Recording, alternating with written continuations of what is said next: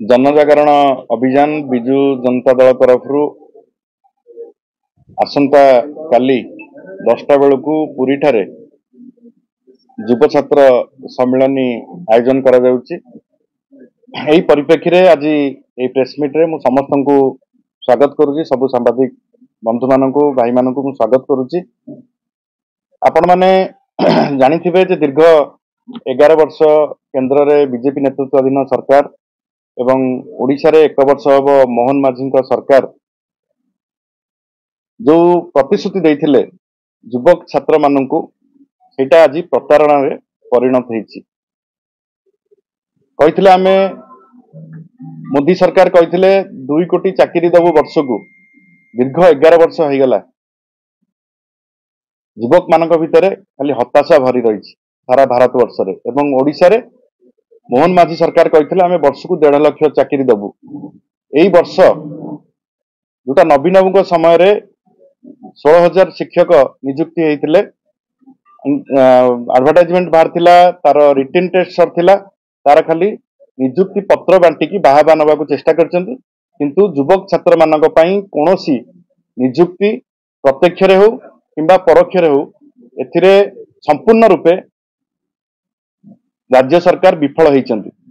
एवं आसंता काली आमर श्रीक्षेत्र जनजागरण अभियान को व्यापक करने निष्पत्ति एवं हजार हजार संख्यार युव नेता एवं छात्र नेता ओडिशा रु सब प्रांतर आसी कार्यक्रम में जोग देवार कार्यक्रम रही। गवर्नमेंट आसिया पर तीनटा बजेट गलानी, गोटे इंटरिम बजेट, गोटे सप्लीमेंटरी बजेट, गोटे एनुअल बजेट एवं जो लास्ट बजेट है 2,90,000 कोटी बजेट करा आपण देखुन से दाबी कर डबल इंजिन सरकार 11 वर्ष केंद्र सरकार रही गोटे वर्ष सरकार ये स्टेट रहा कि गोटे वर्ष भितर केंद्र 11 वर्ष भितर जदि देखा लास्ट इंटरिम बजेट एवं इंटरिम बजेट तार जी टोटाल बजेट कराइला बजेट रो माने पाखापाखि 44 डिपार्टमेंट रु मोर देन 60% ऑफ डिपार्टमेंट माने पाखापाखि 30टा विभाग रो एक्सपेंडिचर मात्र 42%, 43% एवं जोड़ा मुख्य disaster and revenue management issue department रे 24%, 28%, 30% एही भलिया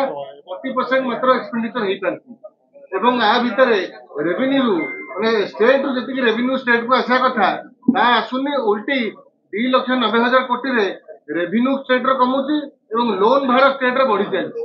तेणु एही भली अवस्था रे तो आज गोटे वर्ष भितर स्टेट टी फाइनेंशियल डेफिसिट आड़ को जाउची 5 वर्ष भितर आपण अनुमान करंतु स्टेट रो बजेट रेवेन्यू फॉल करिवो, लोन भार बढ़ी बढ़ी जीवो।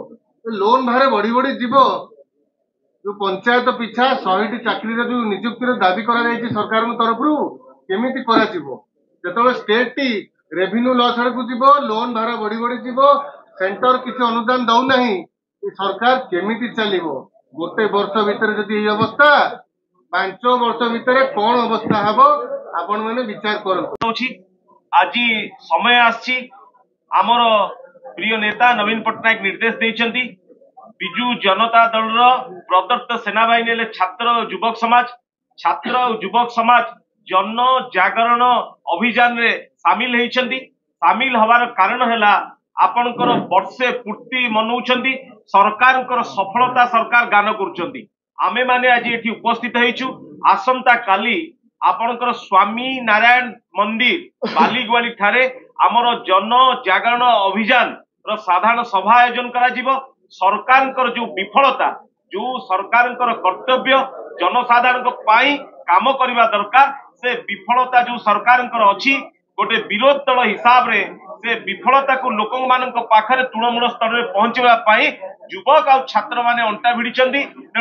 दीटा उपरे करिवि वर्ष एक तो सरीची उपलब्धि अनेक जगह रे ओडिशा वासी को प्रतारणा अनेक देइचंती एवं जो कथा दे कथा रखा कथा कहले आगुरु जो मिछ कहते जो भुआ बुलाऊले ओडिशावासी को आज डबल इंजिन सरकार ताकू द्विगुणित करिसंती। जहाँ प्रतिश्रुति देइथिले से कार्यक्रम को ओडिशावासी को जहाँ मिछ कही निर्वाचन लड़ीथिले से प्रतिश्रुति पालन करिनांती। से परिप्रेक्षी रे बिजु जनता दल सभापति गत 10 तारिख दिन शंख भवन ठारे आमर जनजागरण अभियान आरंभ होइतिला एवं परवर्ती समय रे ଯାଜପୁର ଜିଲ୍ଲାରେ ମଧ୍ୟ ଷ୍ଟେଟ୍ ଲେବୁଲ ମହିଳା ମାନଙ୍କୁ ନେଇକି ଜନଜାଗରଣ ହେଇଥିଲା ଏବଂ ଆସନ୍ତା କାଲି ଶ୍ରୀକ୍ଷେତ୍ର ପୁରୀ ଠାରେ ବିଜୁ ଯୁବ ଏବଂ ଛାତ୍ର ଜନତା ଦଳ ତରଫରୁ ଏ ଜନଜାଗରଣ ଅଭିଯାନ କାର୍ଯ୍ୟକ୍ରମ ଆରମ୍ଭ ହେବାକୁ ଯାଉଛି।